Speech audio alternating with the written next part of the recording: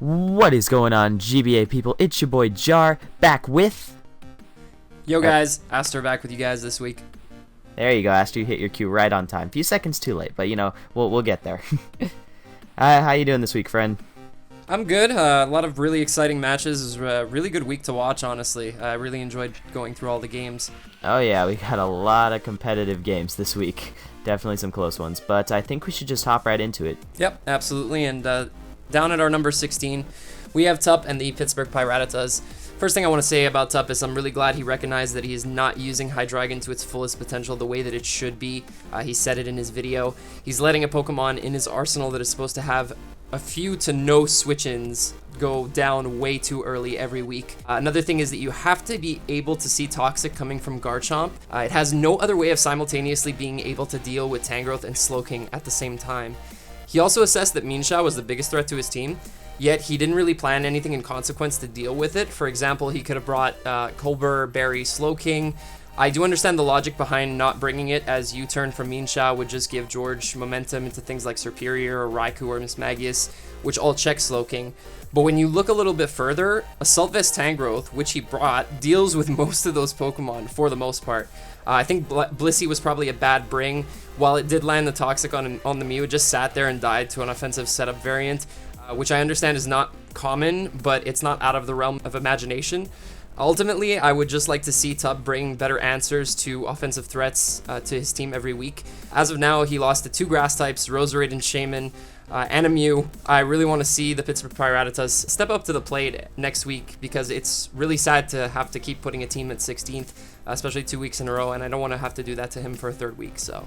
Yeah, definitely. I mean, I think we have to address the fact that Tup has a very tough schedule. He's played George and Mono already, and we're only in week number, 3? So that is rough.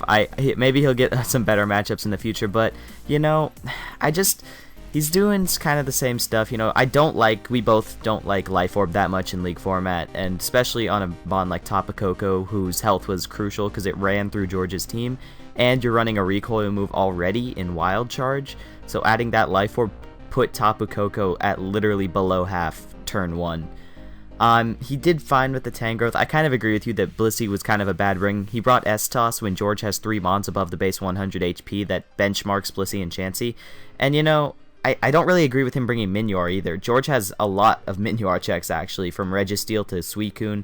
I just don't think it was the best bring this week. But yeah, I agree. Tup let his offensive Mons go down early. He did not scout for the Scarf on the Mienshao, and he just fell into George's Mew's trap and just let Blissey sit in front of it, and then did not play around Mew well at all. He basically sacked his Hydreigon when he could have just brought in Chandelure later. But yeah, I agree. I want to see Tup step up to the plate, and I want to see him move out of this 16 slot, but for now, we're just going to have to leave him down here, you know? But we get to move on now to poor Steve. You know, he's hashtag not 16th, you know, he's not last. I have to say, Battler X accusing other coaches of mind control is a little far. I think Battler X is just, you know, trying to create a reality where his psyche can explain the losses that are stacking up with his team, you know. I don't think he can handle that, so I don't know. I don't see any evidence of MV mind controlling anybody personally. Aster, have you seen anything?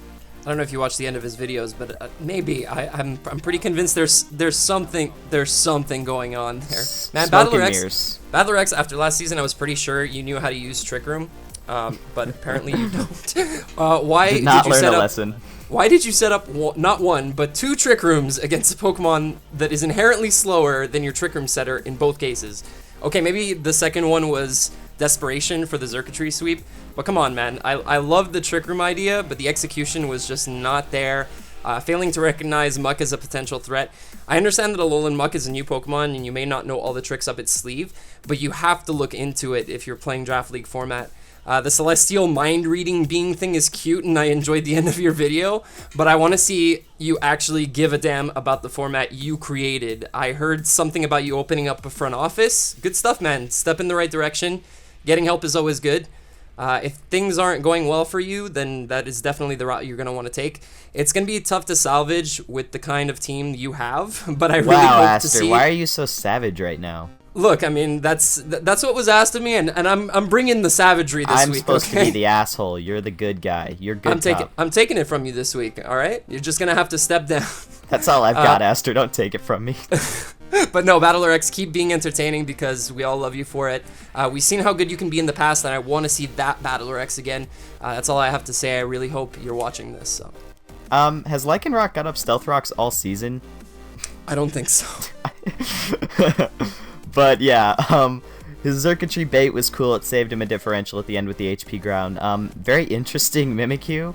Trick Room does not, though, have a good track record in League format, as far as I'm aware. Life Orb Starmie put in work on MV's team if you can get a prediction right, so that would help. But I actually liked the Hariyama trying to take advantage of MV's lack of a real wall. Trick Room plus something that's basically just impossible to switch into, Guts Hariyama, stab base 120 attack. That was actually some pretty good prep in my opinion. But, you know, he said it himself. He overpredicted the first 4 or 5 turns of the game. Usually that's a telltale sign you're going in the wrong direction. But usually we have to tell coaches to play more aggressively. Steve, you know, seems to have not have that problem at least. But basically he just set MV up to win the game by setting up that last Trick Room. So give the assist to Battler X on the MV win. But Battler X, we know you can do better, and we want to see you improve so we can move you out of 15th. I could see you climbing back up to 13th, my man. You just gotta want it, you know? Only 13th? Only 13th. That's even if he goes like 8-3, 13th is the max we'll put him at. Did you not read the comments, Aster? Yeah, alright, fine. I read all the comments, so... But I think we're ready to move on. Moving on to our number 13, we have Geo 14. and the 14, excuse me, yes. Geo and the San Francisco Giants. Geo's starting to make me feel like he only sees offensive threats and not defensive threats when he's building. If your only way to deal with Porygon 2 is a Mon that it's never going to stay in on, then you are going to get walled, and that's exactly what happened. Once again, this week we saw Geo's huge electric weakness coming into play. I feel like he overprepped for Thundy. Not that that was a bad call. If he didn't have that weakness to begin with, he may not have been forced into that position. I had to drop him quite a bit because I feel most of the coaches prepared for their matches a lot better than he did. And I won't fault him too heavily on it because, again, bad matchup. Luckily, he dropped Aerodactyl and picked up Rhyperior this week, so fingers crossed that helps Geo moving forward. Yeah, I have to agree with most of what you said. Unfortunately, that electric weakness was put on full display going up against probably the best fast electric type in League format, Thundurus Therian. I think we can both agree on that. But I don't care for the Akka Bronzong he brought. It forced him into a position where he made a prediction that cost him a defensive win con, and Leftovers Spadef beats defensive Nidoqueen 1v1, especially when you're rocking Psyshock. The Conch set was smart because Tom doesn't have a spammable Will-O-Wisp user very much, but besides Guard, but like that's not too bulky. But yeah, I think he played really well. The Feeny set was actually fine and walled a lot of Tom's physical offense, but he just got so playing aggressively with the defensive win con. You can't do that because after Finny went down, Zydoge and Hitmonlee were going to go in. He had no switch-ins to those two once it went down. I didn't like the Scarfgar this week because I think this was the week for Specs or Eval because Tom only has one Mon faster than Gengar, so I don't know if that was really necessary. But Helio was fine, and the Gara actually had a lot of potential, but the biggest thing, he didn't bring Ments, which actually matched up really good. You run like Inferno Overdrive to hit Steela a little bit harder. This game just came down to him playing too risky with the defensive win con that was so crucial, more using Gara as a pivot at the end of the game more than trying to sweep with it. But basically, once Finny was gone, this game was looking very bad for Geo because he lost his switch into two of Tom's biggest offensive threats. And, you know, having those switch-ins is important, it turns out. Yeah, I would have liked to see Toxic perhaps on the Gyarados, even though it was a sweeper set, just to deal with the Porygon 2, which was always coming in on it, always getting off an Intimidate, threatened it with Thunderbolt. You did mention the Scarf Gengar. I just want to point out that that was more than likely. He did have Destiny Bond on that set, more so for the Thundurus. Again, over-prepping for the Thundurus, making sure he had a way to take it out. Also, he could deal with Zygarde a little bit better because that was a huge threat to his team. So, I mean, it's not out of the realm of imagination for him to bring a Scarf Gengar, but I do agree that he could have probably brought a different set this week. But that's all I have for Geo. Do you have anything more to say? That's it. I know Geo can do better. I've seen him do better. He just needs to find that middle ground for play because right now he's just making too many risky plays with win cons, and that's I know all too well about doing that. So Geo, I feel you, my dude. It's a tough habit to break, but you have to break it if you want to start advancing, you know? But I believe we can move on. Do we both also have Dan at 13? I believe you actually have him different than I do. Yeah, I have Dan at 12th. You have him at 13th. All right, but we'll talk about Dan. So the official former champion is finally on the board. He took down Gator this week with a little bit of luck. But the only reason I have him below Gator is because he did kind of need those Stone Edge hits to win that game. And Gator does have a more impressive win under his belt, MV, and Gator I have at 12, so, you know, having that win, I think puts Gator a little bit higher. But I have a few problems with Dan's prep. The Gliscor was fine, but I understand it was to get rocks up versus a Mamoswine, but you have a Clefable that can get rocks up versus a Mamoswine. I don't know. It feels like you're just throwing away Gliscor when you could just take a hit with Clefable and get the rocks up instead of having to make a weird Yachi Gliscor set. I mean, more power to you, my dude, but I just didn't see the point. I thought Haxorus, though, was a very smart bring. You have to give Dan credit. He knew that thing put in a lot of work versus Gator's team, especially a Scarf variant, doing damage with that gigantic base attack. I think the AV Gliscopod was also interesting because it is willing to note that if Gator had brought his Bay set, Life Orb Adamant, after a rock switch in, 2 Life Orb EQs do put that thing into emergency exit, so you can't really capitalize with that spread on a Mamoswine. But, you know, Dan, he got pushed early. I give him credit here. He got pushed early. I thought the battle was honestly over after the first 3 turns, but Dan kept his composure and did what he had to do to win. Guaranteed, even though that doing that involved hitting 7 Stone Edges in a row, which I can agree we both would never do in life, but, you know, he did it. He won. Dan's on the board. I'm looking forward to what he can do. Yeah, you see, the only Stone Edge that didn't really fit in the situation was the one on Diggersby, and that was a prediction that he probably wouldn't go for Earthquake on that turn. So I do agree with Dan staying in and repeatedly Stone Edging. The odds are in his favor. It's 80%. You know, every turn that doesn't change every turn. Yeah, one thing to note, guys. That's just saying Dan has like a 27% chance to hit Stone Edge. That's not how math works. Like, theoretically, yes, Dan has a 27% chance to hit all those Stone Edge, but every time Dan clicks Stone Edge, he has an 80% chance to hit it. So, in reality, his chances don't get worse because he hits one. Dan gets the same chance every time. So, saying that it's a 27% chance, in theory, is correct, but that's not exactly how it works, you know? Yeah, absolutely. I like Dan's prep, pretty basic, but sometimes that's all you need. The Scarf Haxorus was well conserved. You can't really blame Dan for going for those Stone Edges again, like I said before. I can't say I would have done anything different. Exactly, that's it. It was every single one was in his favor to hit. Your odds don't change from turn to turn, so realistically, Dan played a solid match. I'm really glad to see him get a win finally, and this moves him up to number 12 for me, and you have him at number 13. 13, yes. That's Dan for me. I think he did what he needed to do to win. You know, he played his cards right, and he ended up picking up the W, and you can't fault him for that. You know. Moving on to Duncan, I have him at number 13 and you have him at number 11. So I have to critique Duncan on his calking this game right from the get-go. He calced Meteor Mash on a fully offensive Claydol, which why would Chimp run that? Because it's the God set, Aster. Of course, do you not yes. Pokemans ever? I'm sorry, I don't. I clearly don't play this game. Then he proceeded to claim Specs Volcanion as it smacked his Torkoal with a sun-boosted flamethrower.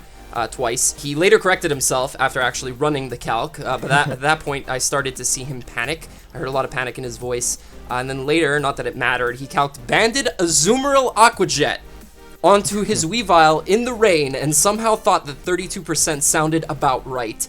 Duncan, come on, man, you know better. You know this game a lot better than that.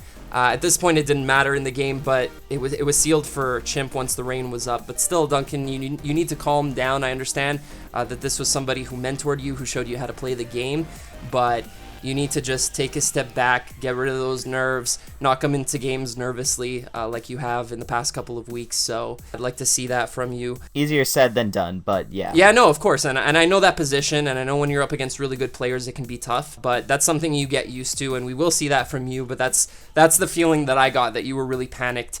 Maybe it's because I was watching it at 2 times speed, but I don't think Duncan could have really done anything too differently this game. He didn't play badly, and is a very close 2-0, but I want to see calm and collected Duncan knee-deep in the next few weeks. I left him at the same spot as last week on my power rankings. I don't feel like he deserved to drop, even though I feel like bringing Celebi this game may have helped him, and that he still needs a little touch-up on his prep.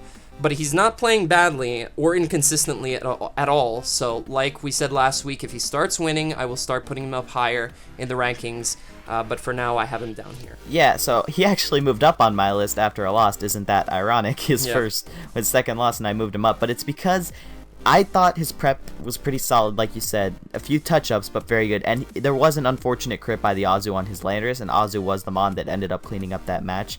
But I just don't know how the game... I don't want to say Duncan would have won if it wasn't for the crit, because you never know how games turn out if a hacks doesn't happen. Like, just because a hacks happens, the game does not play out the same way. The coach makes different plays, different mons get preserved. He would have definitely been in a better position. But overall, I moved him up because, like, his prep, I mean, he brought his signature, dual rockers, no mandibas strategy that's, worked for him so far. He did actually get lucky by missing the Meteor Mash and then critting the Claydol because Chimp had the Pyapa Berry, and it would have put his Claydol in a better position to deal with the Metagross. But the Keldeo set was solid. Chimp was saying he didn't see it coming because of Ditto, but like Chimp said also in the video, that Ditto, if it's even Scarf Keldeo or Scarf Ditto, it can't really beat that Keldeo. But overall, just solid. Nothing too creative, but he brought stuff that worked, And like you said, his play was really solid, actually. I'll tell you this man is not afraid to switch his Landorus around. Switching your Landorus in on a Kyurem Black is a play not many men will make, but Duncan is one of them who does. But, he maybe should have taken advantage of the sun a little more with his Marowak. He addressed that, which is important. But I like, the big thing I moved Duncan up for is he never lost sight of his path to victory. And that is so huge sometimes in League-type format, because if you get crit or you get miss or if you get on tilt, you will lose the game. So a big thing for me was how he contained his composure. He's like, okay, how can I win this game? Is there a path for me to win this game? And he almost pulled it off at the end if the Weavile wasn't Life Orb per se and the Weavile had a few more hits in it. But I have to give him credit. That was one thing that really impressed me. Duncan, there. I believe we're going to talk about Gator next, who is my 12, your 11. Gator, like I said, I have him a little bit above Dan. Rough week for Gator with the luck. He played for the odds, and even when they are sometimes in your favor, they don't always go your way. Sad, but it's true. The prep, the Lottie set was awesome. It literally swept Dan's team because no Clefable, all on its own. If other circumstances were in place, he definitely could have just cleaned that game with Lottie. But I'm not sure about the spikes on Diggersby. I might have ran Agility or Swords Dance, because both are pretty good versus Dan, actually. Because Dan's got some slower walls, Dan's got some faster, frailer things, so Agility or SD I think would have been better than Spikes, but the Howlucha set was very cool. He didn't really need anything besides Acro except for Steelix, and I didn't really see Steelix coming this game because he's got things like the Pyukamaku and even the Whimsicott, which can Encore it. Even his Fire type kind of beats Steelix 1v1, so I actually didn't know Mold Breaker worked like that. I didn't know it could Mold Break through Clefables unaware. I believe that's what he said. I did not know that. I really didn't. But hard to judge how the game plays out. He played the first 3 turns exactly how he needed to. Looked great for Gator. The big thing for me and why he's solo is because there was no reason to not just start spamming EQ with Diggersby when you came in on that Terrakion. Because the only resist Dan had was Delmise, and he was Life Orb, so he could have switched up his move to Ice Punch and outsped it and just taken it out. There was no reason to predict, Yeah. Like, it was just that's such a big gripe with me, because like he'd made a play that cost him the game basically because that he didn't have to. Yeah, that's the one play that I don't agree with, but Gator definitely brought a lot more creativity this week. I'm really happy to see, which is only why I moved him down one spot. Psychic EMZ or Psyche EMZ Psyche EMZ with both Psychic and Heal Block was very nice. You can't fault him all that much for this loss because his team didn't have too much for Dan's offense. I definitely want to continue seeing that creativity from Gator. If he starts winning, he's going to climb back up really quickly in my book, so he's got plenty of weeks left to do it, Exactly, and not too bad at all, honestly. Good job, man. Next up on the list, we have Crimson and the Detroit Steel Wings. Honestly, I can't knock Crimson for the way he played this game. Didn't play a single turn badly. Got some very unfortunate rolls against him. Got his Tsarina fully parried 2 turns in a row, which allowed Cooper Zapdos to come in freely and roost up, whereas if that second U-turn connected, then Zapdos would have been extremely low. The next time it switched in, obviously considering that it would have been pressured out by Cobalion's Stone Edge or Kyurem's Ice Beam on the following turn. Really, that I felt was a crucial swing in momentum in Cooper's favor because he never had it up until that point. The only thing I will fault Crimson on is going for Earthquake on the Zapdos when it had already revealed to be pretty bulky, and Crimson's Crocodile was running 220 speed, which is a lot faster than defensive Zapdos. Coop would have had to been running 164 speed EVs on his Zapdos to outpace the Crook. So had he gone for Edge or Knock off there, he didn't have Knock. I think he had Crunch instead. Yeah, it was Crunch Dark EMZ. Yeah, if he would have gone for Crunch or Stone Edge, I feel like he would have been in a much better position to win that game. Unfortunately, I do have to drop Crimson this week because of the loss. But other than that, as I said before, nothing too reprimandable. Yeah, I just have a few things. Like you said, I think he played really well, actually. But like the prep, I don't know what it is with people bringing Specs Curum when, because Chimp also brought Specs Curum Black versus Cooper. I mean, maybe it has a matchup I'm not seeing, but I think between Manaphy and Klefki, it's not that great, especially when you don't have access to Fusion Bolt. The Crook set was actually beautiful. It beat Setup Reuni, which is always a threat. That was really smart. The Slowbro seemed like it was there for Darm, but it seemed like it was like only there for Darm, you know, just to punish it from U-turning. I think he should have really seen Swellow coming. Cooper's brought Swellow to every game, and if you look at Crimson's team, everything gets two-shot by Swellow if Coop picks the right move. So very dangerous on his part, and as you saw, Swellow put in some work, as Cooper did not sack it this time. But, I mean, he just had a very rough time getting around Zap Zap, which you talked about, you know, the U-turn getting paralyzed, very unfortunate. When you think about it, you gotta be careful with that prep, because only one thing on his team really beat it in Curum. And if Coop plays his momentum right with Zapdos, it doesn't really bother him that much.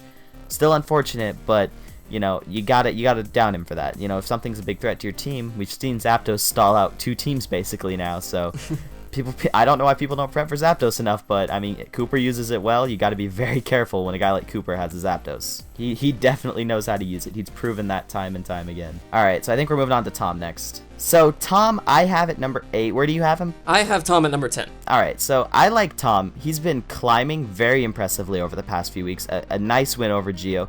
He made some predictions that worked out for him, and overall, you know, he played and prepped again very solidly. I don't have too many complaints. Thus, very smart to bring Specs Thundy versus Geo. He doesn't have a switch in. Geo's team isn't like uber fastest, so having that Specs 101 speed Volt switch is a pain in the ass for Geo to switch into. The only thing is I would have liked to see a U-turn partner with it this week in Azelf or Incineroar to take full advantage of Geo's weakness, because what's his Incineroar switching? Finny, U-turn out, go into your Thundy, and then you're threatening Geo's team again. So his prep was nothing crazy, a lot of standardish stuff, but a lot of standard stuff with a solid matchup in your favor is all, and a good play is all you need to do. His play, a few things. I would have probably just led with Thundy, because getting that thing in at any point is good for Tom, and once Finny took that damage, Tom's game plan should have just immediately switched to get Thundy in as often as possible, Volt into Zydoge with, if he had Rock Slip, which he did, has no switch-ins. Gyara, even at -1, does not want to take that. Bronzong gets O-code because it goes straight through Levitate. You know, I can't fault Tom too badly. He preserved the things he had to win the game, and I truly do look forward to see if he can keep his little winning streak going in the right direction. He can make shots out of Solly once. We're going to take those shots right back if you lose, though, Tom, so be careful, my dude. Yeah, about that, I'm just going to defend my friend real quick here and say, Tom, leave Jar alone, okay? He's he fine. said Hitmonlee was physically frail, all right? Other than that, you played an amazing game, dude. The Sludge Wave play got me a little hard. And you use Porygon too, how it should be used. Your team is not stall. It's actually a very nice balance. And I commend you on a solid win. So I bumped you up to number 10 this week. Keep up the great work. Great job, dude. Bring it, boy. I'm ready. Next up, we have John in at number... I have him at number 8. You have him at number 7. John this week. So his prep was a lot better than last week. That's why I'm moving him up a tad. He played a solid game. The one thing I'm going to come down on John about is not preserving the 5-0 when he identified that Milotic just walled the remainder of Callum's team. Grassy terrain was up near the end of the game, and for some reason he went for Woodhammer on the Dredagon and let Bulu drop, and then went into a Scolipede on Crobat at the end of the game. Brilliant. That endgame resolution made no sense. So in a league where differential is so important, as we saw last season, you need to do everything possible to conserve. I believe Mono just did not make playoffs because of differential. Exactly. You need to do everything you can to conserve that 5-0, that or at least a 4-0 after you lose Bulu. Just be careful with that, John, and you'll be fine. And I know you know what you're doing, so I expect to see an adjustment in that department. But other than that, good stuff. Yeah, he bounced back nicely this week. I'm just going to say it outright. Flamewar Milotic is busted this generation. I just experienced playing it like literally an hour ago, and that thing is so physically bulky, it's ridiculous. It took 22% from a banded Weavile knockoff. It is ridiculously strong. The Goodra set was solid. He definitely needed it for very important members of Callum's team, Rotom, Wash, Shaman. Ape, very good bring. It doesn't beat the combination of Rotom and Aromatisse. Luckily for him, they didn't come. I will get to that more when we talk about Callum, who's a little bit higher. I agree with a lot of what you said. The Skarm was smart, basically, though. Kill the Callum's Emboar if it wasn't banded. But the Scolipede very weirdly played at the end of that game. Didn't really understand it at all. You'd already known that the Crobat did not have Taunt, so Milotic can just beat it 1v1 basically. Or I don't know if you want to PP stall it, but I mean, it's probably what I would have done. I don't agree really with the Bulu set, because like, no Mega Horn for his only real Woodhammer switch in besides Crobat being Shaman. I mean, you get Woodhammer, Stone Edge, Mega Horn, and Horn Leech. I mean, what more do you need? You don't really need Nature's Madness for Callum's team. But, you know, I guess Skarmory, but, you know, still. You're not beating Skarmory anyway. But John's play, very good. Did what he needed to do to beat Callum's prep, because he did not bring Rotom, which was so important. Again, I really want to talk about that when we talk about Callum, which is in a little bit. We'll get to it, don't worry. Yeah, because I have some notes for Callum, but he did what he had to do. He played his Milotic beautifully, played his 8 beautifully, went for setup at the right time in order to break Callum's team apart, and he just did what he had to do to pick up a W this week, and I look forward to seeing if John can continue that. I believe he's 2-1 at the moment, but he's still on a little bit of thin ice, you know? We've seen flashes of good from John and flashes of bad from John. It's kind of which one's going to show up, you know? Yep. It's a dangerous game, but I believe we're moving on to Lars, and I think this is our biggest differential. I have Lars at 9, you have Lars at 6. Now, the reason I have Lars at 9, I was the one who said I didn't want this to become standings, and I stand by that. Aster obviously stands by that as well. He has him above some 2-1 teams. Now, Mono has played 2 teams, which I both have in the top 4. Did I say Mono? I meant Lars. And I wish I could put him higher, but even though he's in George and Mono's conference, which is rough, you have to start winning games to stay in the top half, because there are too many good battlers who are performing and picking up wins any way they can, and you have to beat the best to be the best. So just because you're losing to guys like Mono and guys like George, you have to beat them if you want to become the top dog. On his prep, I did not understand the Nihilego set, because Mono's biggest threats to his team were almost all physical. Greninja can even go physical. I think Specs just to hit Rachi hardest would have been better, or E-Belt or something, because without a boosting item, you're not breaking a Jirachi. Honestly, the biggest gripe I have for Lars is why was it not Rest Tornadus? It literally 6-0'd Mono's team, because you get priority Rest, priority Sleep Talk. You can beat Rachi after you're at +6 and it can't do shit to you, unless it's Trick, which it wasn't. That was my biggest thing for Lars, is that if that was Rest Torn, that game was over. All you needed was Acro, and he would have just clean swept Mono. That's actually what I'm going to talk about, really. I can't blame anything on Lars's end for this loss. He had some really nice prep, able to take Greninja's Gung Shot from half with Primarina, thanks to the Kebia Berry and the investment. The Rocky Helmet Donphan wore down the Jirachi incredibly well. I have it on my notes, too. The only thing I'll say is if he knew he would be able to handle Jirachi with the combination of Donphan and potentially even Lucario, he should have brought that set that you just mentioned, Rest, and left Knockoff at home. Just run sub, bulk up, Rest, Chesto Berry. I actually ran the calc. He was expecting Spadef Rachi, +6 if you have just max attack and throw the rest in HP or wherever, because you have priority Sleep Talk and priority Rest, keep in mind. You do a clean 73 min to a max HP Jirachi.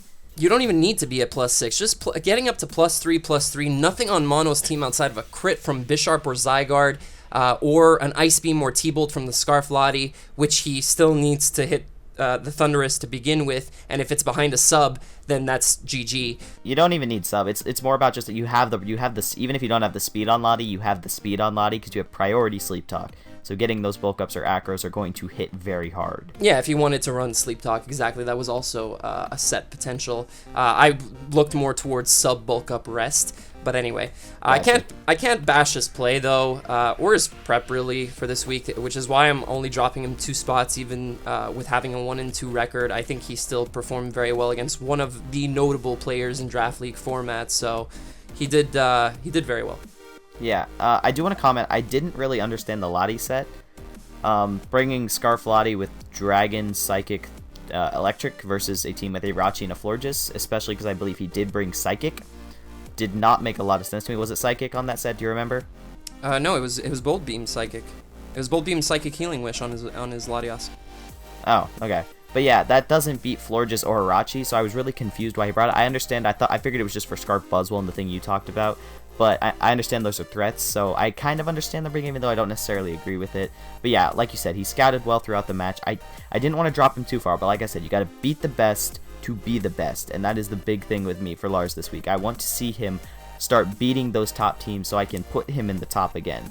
But yeah, it was looking like he played well. I can't slouch his play too much. He scouted well. It's just, if he had that Torn set, that was GG. It was over for Mono right there. In at number 7, we have Cooper. I have him at number 7. You actually have him at number 5. I'll start it up on him. I only moved Cooper up one spot from last week because despite the win, I'm not seeing an adaptation in his play from week to week. I know that Cooper loves to play safe, and that cost him last week against Tom. And not this week, but the thing is, it almost cost him because, as I said earlier with Crimson, if that second full para on Serena doesn't happen, Zapdos is not sticking around late into the game. I would have liked to see Cooper make some nice doubles. He had a potential to make a few in the game, and it really sucks that we don't get to see the evolution of Cooper through this season because, as most of you know by now, this coming Sunday is going to be his final game in the GBA. I'm not going to comment too heavily on Cooper's play as, one, he did what he had to do in the end game and utilized his Klefki screens well enough to win, and two, we won't be able to critique him for much longer, which kind of puts us in a bad spot. So Nobody plays a Zapdos like fucking Cooper, man. The way he plays Zapdos is amazing. He does it so well. He keeps it healthy. Even when it's toxic, it still manages to be his defensive win con. But yeah, I don't have a lot to critique Cooper on again. Like you said, very, very sad to see him go. We'll get to talk about him one more week next week, but, you know, no fast electric type, so he got to bring his Manaphy, his first-round pick, off the bench. I believe this was the week Steve and Coop got to bring their first-round picks off of the bench. But that Swellow scares me, Aster. It was making noises and boom bursting all over the place, and I couldn't handle it. Swallow is a scary mon, man. It really is. But, yeah, he dealt with a lot. He dealt with most of anything that Crimson could have brought, and Coop played well, kept his win cons healthy, like I said, and just, you know, sealed the game with a nice little bow. He got crit at the end, could have swept with that Manaphy maybe, but, you know, you can't really slouch Coop for how he plays in prep this game. He went up against a good opponent in Crimson, who we both seem to believe is kind of here this season and will continue to be a threat to every team he plays, but I gotta give it to Cooper. Played very well this week. He's my number 5. But I believe we get to move on to Callum, which is a little interesting because we both had Callum at number 2 last week, but he suffered his first loss in the GBA. Now, I have him at 6, and there was a few reasons, because I said last week Callum is on thin ice here, and I had a lot of problems with his prep. I know Callum can bounce back because I know he watches the videos, so Callum, I'm talking to you directly right now. You have the potential to do this correctly. It's not your play necessarily. It's just the little things you can do in prep that can make the difference in you winning and losing these games. The reason I dropped Callum to 6 isn't because he's a bad player or bad at prepping, it's because he's only beat the number 15 and 16 teams in both of our rankings. So I want to see him beat a team that is not the last 2 at the moment to move him up into those top 5s again. But, Aster, you taught me this lesson personally when I had a Kyurem Black. Never not bring something because it has a good matchup. It's a lesson we all have to learn at some point. But Rotom Wash should have definitely come in this game, even if you expect John to overprep for it. Rotom basically gets momentum, which was one thing Callum was lacking in this game. I could have seen the slow Volt Switch or fast Volt Switch or whatever you were Volt Switching on into Emborg that was banded all game, but you didn't bring the Rotom. It really hurts you. Also, the one thing you can do if you run into a wall you can't beat is you have one of the best stall breakers in the game. Crobat, one of the fastest taunts in the game, access to Poison Fang, which has a 50% chance to inflict toxic damage. So just run, you know, that taunt. Taunts quickly become one of my favorite moves in format personally, because it helps you break walls that sometimes just are a gigantic pain in the ass, you know? Again, we saw a little bit of that slip of knowledge I talked about. He kind of forgot Ape got Nasty Plot, which was something we've been seeing from Callum, but just those little lapses in knowledge that cost him a little bit. But his play, I do not have a lot of criticism on, and that's where I will give it to Callum. He actually played it really, really well. So the problem is, once his Emboar went down, there was no way he was beating Milotic, and that's when he just realized, fuck, I did not do enough in prep to beat this Milotic, you know? Yeah, I'm not dropping Callum down too heavily, just like I'm not doing that with too many other coaches. Just because I feel like Callum is going to adjust. I will speak to him in first person, even though my notes are in third person. Callum, you said oh my god, you take notes? You don't do hour-long videos improv completely, Aster? What is wrong with you? You know, I used to, and then I saw the light. Have you no creativity? Callum, you said you didn't expect Milotic at the beginning of the video, but you have to understand that your main offensive components are Embor, Excadrill, and T-Tar. That's For the most part, Milotic deals with them pretty well. Not bringing Taunt on Crobat definitely hurt you. I can't really get behind running Cross Poison on Amon that scares out Bulu with its other stab anyway, and I understand that Brave Bird doesn't knock out Bulu from full, but outside of Stone Edge, which you can stall out with Roost, by the way, Callum, Bulu isn't going to want to stay in on a Crobat. With Taunt and Super Fang, you would have been able to wear down both the Skarmory and the Milotic, making it a lot easier for Excadrill to do its Scarf thing and clean up. So definitely bring Rotom when you see a matchup against an Infernape, a Milotic, a Skarmory. That's all I have to say. In the end, Callum, you did say it best, and I'm glad you're able to be honest with yourself. You're a rookie in the format and the league, and starting off a season with a 2-1 record is not bad at all for that. Hopefully you can keep up the pattern of going 2-1, 2-1, and we can continue to see great things from you. And as you gain more experience in Draft League format, I'm only moving you down 2 spots because you played for differential at the end of the game, and it actually worked out for you. So you got a 3-0, so kudos to that. Even though you're new, you still know what to do to gain a little bit of differential in a losing game, so good job. Pardon my French, but you're an asshole. Alright, if you got that reference, comment down below. But Aster, you are being a savage today, and I love it. I was nice there? Come on. Nah, you started off pretty savage, my dude. But I believe you get to talk about George, lucky dog. I do get to talk about George. Oh, George. He played a game without hacks. You got to give him credit. Yeah. Poor Fist God didn't get to put in any work this week, which is really disappointing. If you guys don't know what I'm talking about, go check out George's team builder. His Registeel set was heat. Overall, solid hacksless performance, as you said, from the Arcaniners. Mew's set was perfect. See, that's the thing I want to see from other coaches. I know not everyone has a Mew, but put in the work to make sure you're bringing the ideal set every week, especially on your setup mons. I think so far we've seen Crimson execute that very well with his Cobalion, and now George with this beautiful Mew set. You can tell when someone has been playing outside of League format in a new generation, and George showed us that specifically with Leech Life, recognizing that he didn't need any other form of recovery, and that with the Colbur Berry on Mew, he would be able to soak up a hit from Hydreigon if it was Scarfed, and heal it all back thanks to Leech Life. The Suicune as a check to the Chandelure, and of all things, a way to eliminate Tapu Koko with Miracle was very impressive. This is the George I've been waiting to see again this season, and I'm glad to be able to put him here up at my number 5. Yeah, so I have George at number 4 because, like you said, this is the George that we know, that we like to see. You'd have no idea how badly I was hoping his Mew set was basically a Buzzwole, because he recognized how good of a matchup Buzzwole had last week, and, you know, Leech Life versus Tubbs team is actually pretty solid, you know, a powerful Leech Life user, so SD up, click Leech Life, that's a lot of damage you're getting and a lot of health back versus his fat walls. He found a way to beat Coco, which had a great matchup versus him in the first 2 turns of the game. Given, Tup probably should have scouted that, but, you know, do what you gotta do. And there is nothing ever wrong with bringing dual Assault Vest Doggos. That is great. I love seeing the Doggos wearing matching vests. But, Scarf Reckless, great bring this week. And, you know, he had that nice little Reggie set to tie up the team. Like you said, I don't want to really spoil it because you guys should definitely go check that out. That was such a cool set. You know, George did what George does. He got rid of the biggest threat to his team in the first 2 turns, used every mon exactly how he planned to, got out a little bit with Tup's play around the Mew, but definitely knew he had that. The biggest thing for me was that this is what George does. He knew he had to have Suicune out at the end of the game so Minwar could not set up, and he made sure he got the scenario he wanted. And he won the game because of that, and that was so impressive to me. Hey, can I just stop you for a second? Because its name is Minior, alright? I've heard you say Minwar yeah. like 6 times now. Yeah, Minwar. Yeah, that's how it's pronounced. It's French. No, it's not. It's not You from the don't get Kalos it. region. Oh my god, you're such a nerd. I am. Alright, From the Kalos region. let's move on. Okay, so we're going to move on, and we're going to talk about MV next. So, GG. It's MV, and MV is doing exactly what MV does, bringing back basically how we saw him play last season.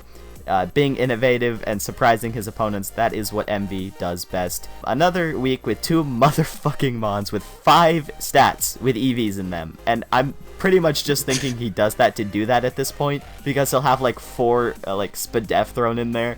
I just think he likes to see the EV spreads as random as possible. Actually, I'll cut you off on that and say that at level 50, it actually does make a difference because your EVs don't go up like 1 per every 4 EVs. Oh, okay. Yeah. Maybe it does then. So, but yeah, very cool that he makes sets like that. But a nice mix of standard, innovation with the Muck. Envy is using Muck so well. I guarantee you, Muck's gonna be like, I swear, a first-round pick in leagues after people see Envy use it. I would still give that team a D+. So Envy, you gotta be careful with that, because your grades, they could slip, my dude. They could slip at any second. Like, you start slacking on your study and they're going back down, alright? But he's using Muck so well. The Figgy Berry set has quickly become one of my favorite sets to see in action. That is powerful as hell. Nice plays with the Lando and Empoleon. Again, like I said, probably Scarf or Yachi Lando most weeks. Yeah, you called it. I called that at draft analysis, and it's been Scarf Yachi Lando the first 3 weeks. Maybe he'll get me next week, but had his emergency button in Zam. That was the standard to balance out his mad heat. But, play of the game, Steve setting up Mucket's Trick Room so Envy could pick up the sweep almost. But, yeah, Envy played great, prepped well.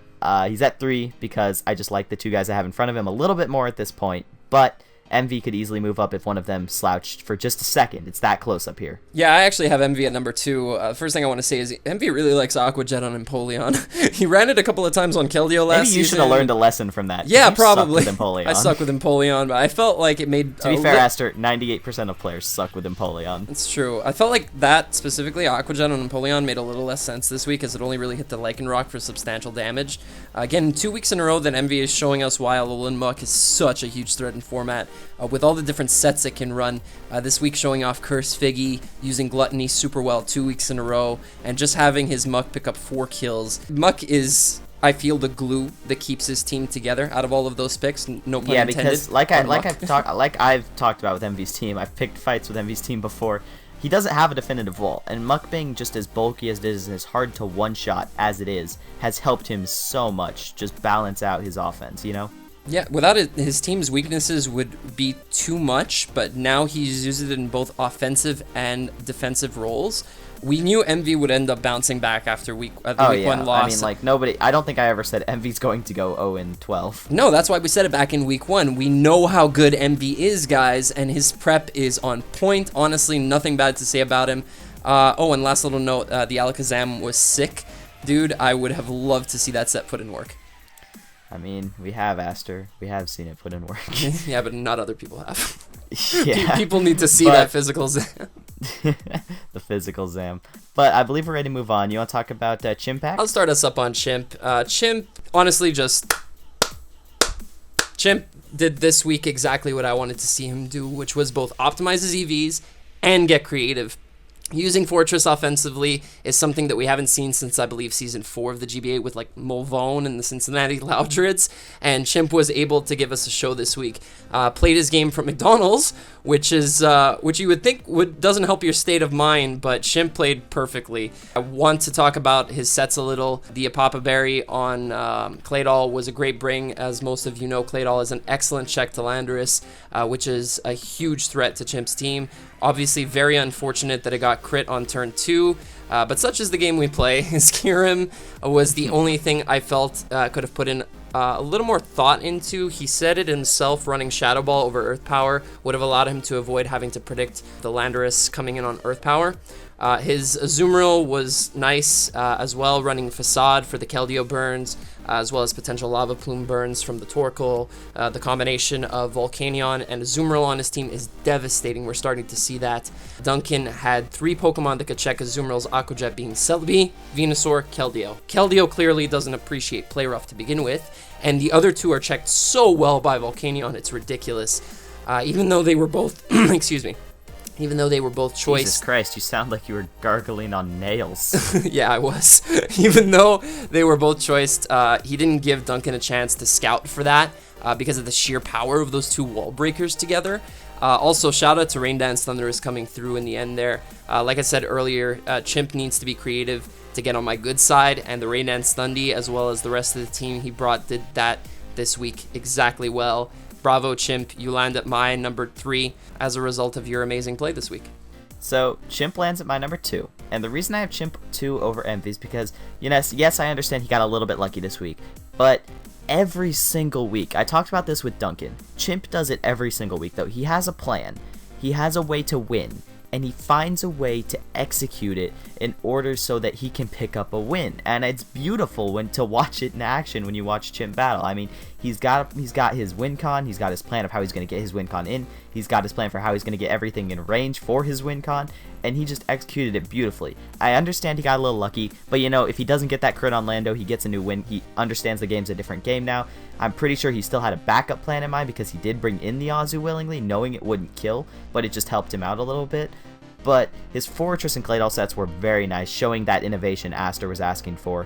The difference between Chimp and Envy, the biggest one for me, Chimp finds a way to balance standard and innovation a little bit better than Envy, in my opinion. Because Envy sometimes Envy just goes wild. Just goes wild off the chain sometimes. Chimp kind of has that middle ground, he's got some standard, but he's got some very, very creative, innovative sets to surprise his opponents. And I think that will benefit him more in the long run.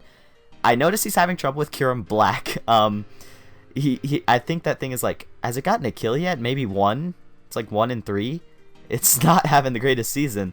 Kyurem Black is not as easy to use as people think. I currently have it in one of my leagues that I'm in. I'm going to do what Aster does. Wow, just plug yourself, Jar. Wow, Aster, steal my joke. Anyway, but Kyurem Black's a very hard mon to use because it hits so hard, but at the same time, it is a mon you do have to sometimes make predictions with because ice ground coverage is very good, but you have to make predictions with that coverage, especially when you're dealing with a mon that isn't blistering speed like a Weavile or something. So I think he can use it.